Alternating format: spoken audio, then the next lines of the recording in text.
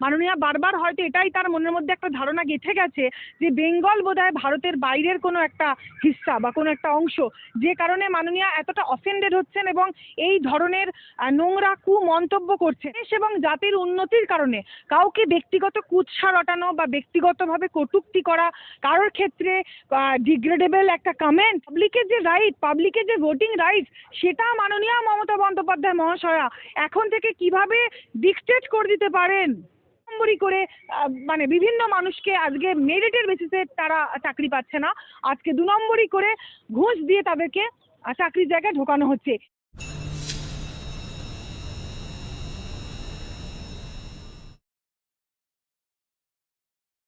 চড়ছে রাজনীতি পারদ, সামনেই বিধানসভা নির্বাচন এবং সেই বিধানসভা নির্বাচনের আগেই, বছর শুরুর আগেই অমিত শাহ এবং মমতা বন্দ্যোপাধ্যায়ের মধ্যে আক্রমণ এবং প্রতি আক্রমণ ঘিরে বাকযুদ্ধ।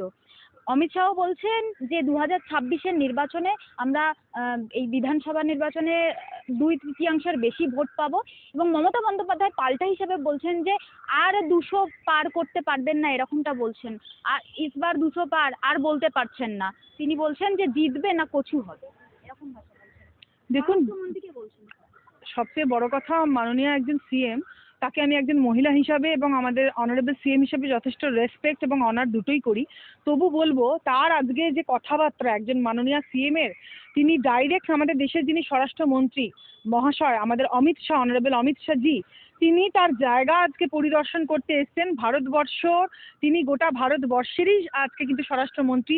সেই হিসাবে বেঙ্গল কিন্তু ভারতের বাইরের কোনো অবিচ্ছেদ্য অংশই, সে কিন্তু ভারতের বাইরের কোনো টুকরো অংশ নয়। মাননীয়া বারবার হয়তো এটাই তার মনের মধ্যে একটা ধারণা গেঁথে গেছে যে বেঙ্গল বোধহয় ভারতের বাইরের কোনো একটা হিস্সা বা কোনো একটা অংশ, যে কারণে মাননীয়া এতটা অফেন্ডেড হচ্ছেন এবং এই ধরনের নোংরা মন্তব্য করছেন। একজন সিএম এর থেকে এই ধরনের প্রথমত মন্তব্যর আমি বিরোধিতা করছি।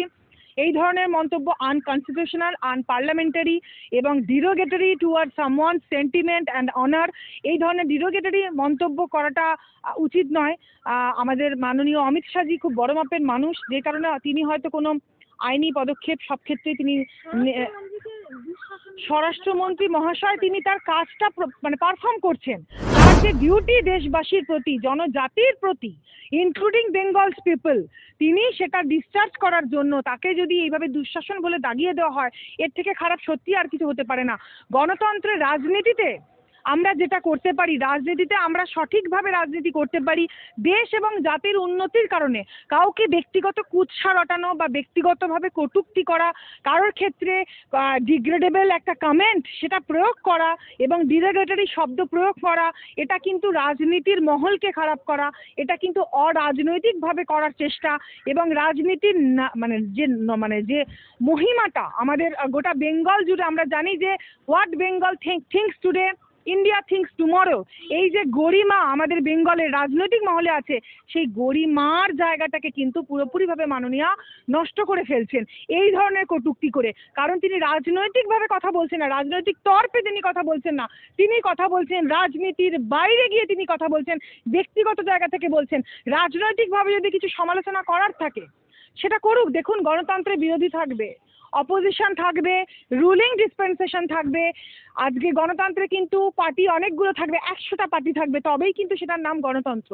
গণতন্ত্র কিন্তু শুধু একটা দলের বা একটা মানে শাসন করার জায়গা নয়। এটা ব্রিটিশ আমলের, আজকে কিন্তু এটা ইউনিটারি গভর্নমেন্ট নয়। আমরা আজকে যে গভর্নমেন্ট ফলো করি, democracy of the people, for the people, by the people, যে ডেমোক্রেসিতে মানুষের কথাই, মানুষের কণ্ঠ রোধ করা যায় না, মানুষের ব্যালট বক্সে যে ভোট, সেটার উপরে কি মাননীয়া সত্যি একেবারেই ভরসা রাখতে পারছেন না? তাই জন্যই কি তার এই কথা যে তার উপরে 200-র উপরে মানে যেটা অমিত শাহজি যেটা বলছেন তার কনফিডেন্স থেকে বলছেন। নিশ্চয়ই আমরা ভারতীয় জনতা পার্টি জয়লাভ করব এবং সেটা ডিসাইড করবে, ফাইনাল কনক্লুশন দেবে আমাদের জনগণ, আম জনতা। The general public will decide. তাহলে পাবলিকের যে রাইট, পাবলিকের যে ভোটিং রাইট, সেটা মাননীয় মমতা বন্দ্যোপাধ্যায় মহাশয়া এখন থেকে কিভাবে ডিকটেট করে দিতে পারেন যে কিচ্ছু করতে পারবে না, ওরা কচু বলে এই ধরনের কথা কি করবে। এই ধরনের কথাবার্তা তো এটা তো বোঝা যাচ্ছে। দেখুন, মানসিকভাবে স্টেবল থাকা একজন মাননীয়ার ক্ষেত্রে খুবই প্রয়োজন। পাশাপাশি তিনি মানসিকভাবে স্টেবল থাকার পাশাপাশি তিনি দেশ এবং জাতির জন্য কি উন্নতি করতে পারবেন, কারণ তারা বুঝতে পারছেন তারা যথেষ্ট ক্ষয়ক্ষতি করে বসে আছেন। আজকে যে ছেলেগুলো আজকে চাকরি পায়নি, আজকে যে ছেলে মেয়েগুলো আজকে রাস্তায় রাস্তায় ঘুরছে, আজকে শিক্ষা হচ্ছে জাতির মেরুদণ্ড, সেই শিক্ষা ব্যবস্থাকে ঘাড় মোটকে ভেঙে দেওয়া হয়েছে, সেটা মাননীয়া জানেন। সেই জায়গাগুলোকে কোনোভাবেই কভার আপ করতে পারবেন না। আজকে বিজনেসে আপনি ভাবুন, যখন শুনছি টাটা আসবে, কত রকম গল্প শুনছি যে কত বড় বড় বিজনেস করা হবে, সিঙ্গুরের থেকে শুরু করে কত কত রাজনীতি, মাননীয়ার অনশন থেকে শুরু করে উপোস করা, আজকে মাথা ঘুরে পড়ে যাওয়া, তাহলে সেগুলো কি সত্যি মানুষের স্বার্থে ছিল? তাহলে আলটিমেটলি ফলপ্রসূ হলো না কেন? আলটিমেটলি পাবলিক দেখবে রেজাল্ট। আজকে কোম্পানি কোথায়? আজকে কেন তাদেরকে চাকরির জন্য আজকে কর্ণাটকা যেতে হচ্ছে? কেন আজকে তাদেরকে চাকরির জন্য আজকে তাদেরকে দিল্লি যেতে হচ্ছে? কেন আজকে তাদেরকে বিভিন্ন আউটসাইড স্টেটে যেতে হচ্ছে বেঙ্গল ছেড়ে? কারণ বেঙ্গলে চাকরি নেই। আজকে যৌবন পেরিয়ে তারা আজকে বয়সকালে পৌঁছে যাচ্ছেন। আজকে যে ছাত্রছাত্রীরা আজকে মানে এই যে এসএসসির মতন একটা যে স্ক্যাম, এসএসসি থেকে পাশাপাশি আপনি যদি দেখেন মানে প্রাইমারি টেট থেকে শুরু করে সমস্ত জায়গায় দুর্নীতি।